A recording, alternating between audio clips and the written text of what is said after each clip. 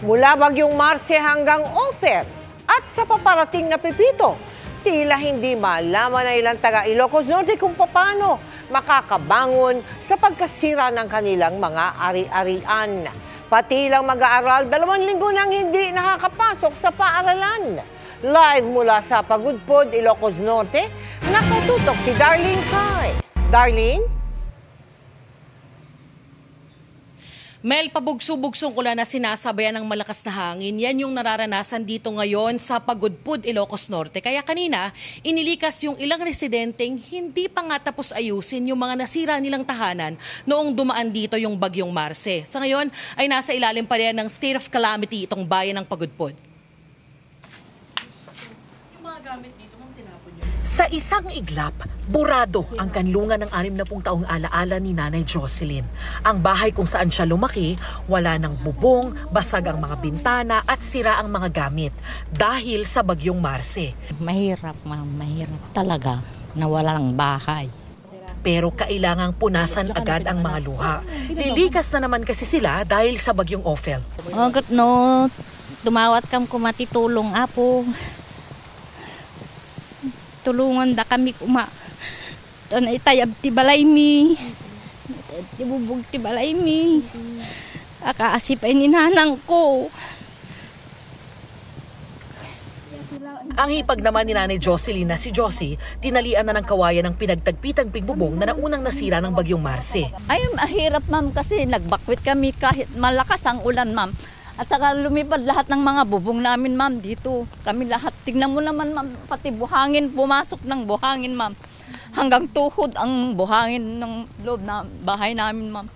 Dito sila lumikas sa Pasaling Elementary School noong kasagsagan ng Bagyong Marce.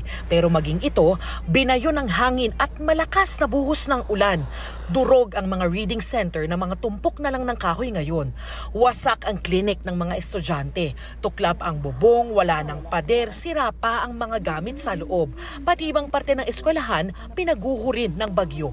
Mabuti na lang daw walang nasaktan. Nakadudurog po ng puso. Kasi po, ito, school, syempre, lahat-lahat mga bata dito po sila pumupunta. Pagkatapos na ng Marce po, hindi po nakapasok yung mga mag-aaral kasi po hindi po safe. 2 linggo nang hindi nakapapasok ang mga mag-aaral ng Pasaling Elementary School, kaya binigyan na lang muna sila ng mga module. Pero ang mga guro, pumasok pa rin para iligtas ang mga gamit ng eskwela. Siyempre ma'am, malakas sa si Marce. Sabi nila mas malakas pa si Ophel po. Yun pa kinakatakot namin, baka mas lalo pang masira po ang school namin, ma'am. Paano na, ma'am? Siyempre, kawawa po yung mga bata. Sa palibot ng bayan, bakas na bakas ang bangungot na sinapit ng mga residente noong binagyo sila. Ang seawall ng Barangay Poblasyon ang isa sa pinakamatinding pinsala sa bayan.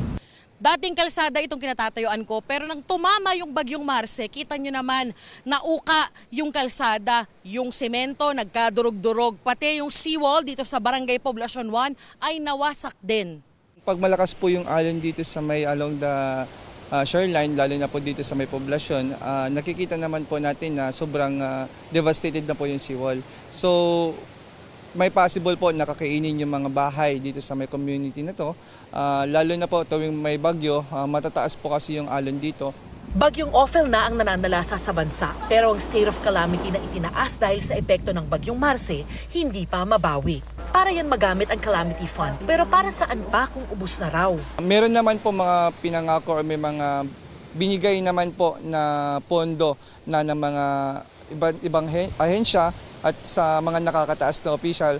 Yun nga po, ang inaantay lang po namin is yung pag-implement ng rehabilitation dito sa amin. Nakikiusap po yung mayor namin sa mga nakakataas pa na opisyal para bigyan naman po kami ng karagdagang pondo. May 2 bagyo pang haharapin kaya tulong-tulong ang DRRMO, pulis, barangay at AFP personnel para sa pagpapalikas ng mga nakatira sa tabing dagat. Lahat po na nakahanda na mag-evacuate, pumunta na po kayo dito sa my pick-up point. Andito na po yung sasakyan ng local government unit of Pagudpod po. Yung kasi yung dagat, ma'am. Yan lang ang inabangan namin, kinakatakutan itong dagat. Kung hindi lang sana yan, hindi rin kami lilikas. Pero nakakatakot din. Nakakatakot, ma'am. Buti na lang nandiyan pa yung nalagyan na ng seawall. Kung hindi, Kung wala yan, naku, nung bagyong Marce noon, na umabot na rito Kinailangang maghanap ng munisipyo ng iba pang ligtas na evacuation centers na hindi pa napipinsala ng mga nakaraang bagyo.